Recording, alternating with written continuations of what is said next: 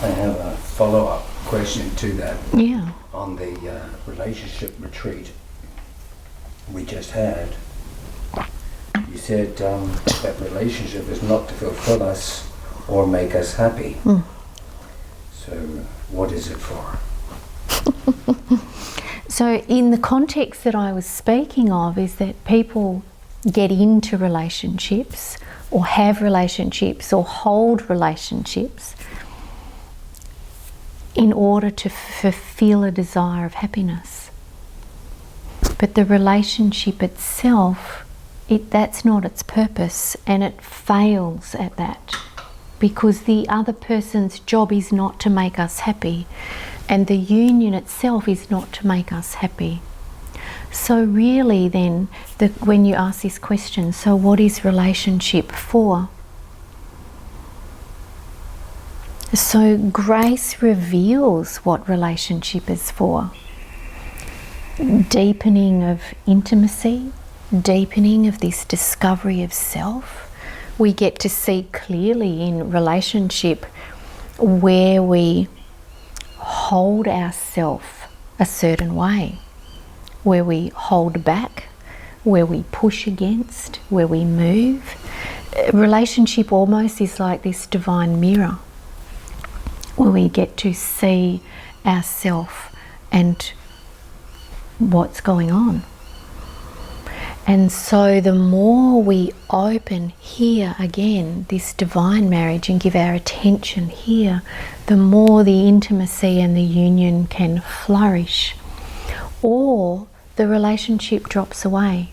So it's not that this marriage or whatever relationship that we have, that the intent is for it to be fixed only. You know, because people come together in families, and some families they move away from each other, and people come together in friendships, and some friendships they move away from each other, and people come together in intimate relationships, and some of those relationships move away. Now, sometimes they move away because that desire and need for happiness that's being projected is not being fulfilled, and so they move away, rather than opening into finding the truth of happiness here where we are, and letting the relationship be this graceful interplay. So then it gracefully grows and flourishes, or gracefully moves away. So could you say that a relationship really is forcing people to be more true in one way or another? It can, yes, it can, yes, definitely. Whether we use it as that or not, though, and really that, whether it's relationship or all of life, gives us the same opportunity to be open to the truth or in denial. Really, all of life gives us the same opportunity. Because being untrue will inevitably attract pain, won't it? Yeah, or the pretense of the ideal of being true can also attract, you know, I just want to be clear, because a lot of people listening might go, oh, well, I'm true. I live for truth. But if it's an ideal rather than being true is the willingness to be here no matter what, to feel whatever's here, to notice that you mentioned before, the subtlety, to notice, it's like, oh, how that plays out, it's so subtle, I didn't notice before. Wow, the ripple effect of that. And then to open. So to really be true, without the projection and without the neediness, and to really to flourish in love and sharing. I mean, if we look back, the original intent of relationship was for the survival of the species. Really. There was not some esoteric, spiritual opportunity. That seems to have come and evolved, you know, with the faculties that we have as a human being to reflect, to discover the gracefulness that lives this life. Otherwise, we would just be being a dog, living as dogness.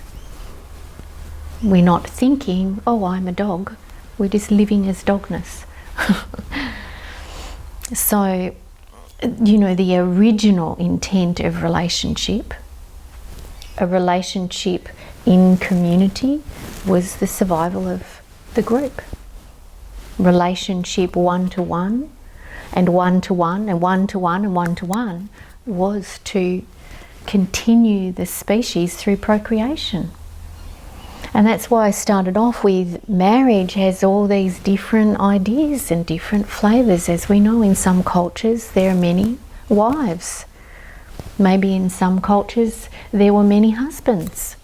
In some cultures we have marriage and one partner. In some we have open relationships, you know, male and male, female and female, male and female. So there's all different ways that relationships and marriage shows up, and this opportunity always to be home. At first it might seem to point us home, but really to be home here. And then the joyfulness and playfulness, and I'm thinking of one of the beloveds who, you know, she's shared that for her, being in connection with her family is just so precious. Now the truth is unaffected by that, and she gets to play and be with those that she loves, you know. So it's incredible relationship, and it's wider than human relationship. Right now, you're looking here behind me this way, but I'm looking out at, as well as you know, there's the trees and the sun and the leaves and the earth, and we have the animals and the chooks walking around, and you know, there's this relationship that we see of the whole earth, and then the relationship of the earth to the cosmos, and the whole relationship of consciousness flowing in and through everything. And then how can you take individual relationship personally? Changes everything.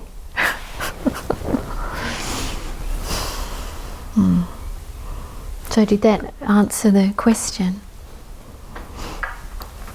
Thank you.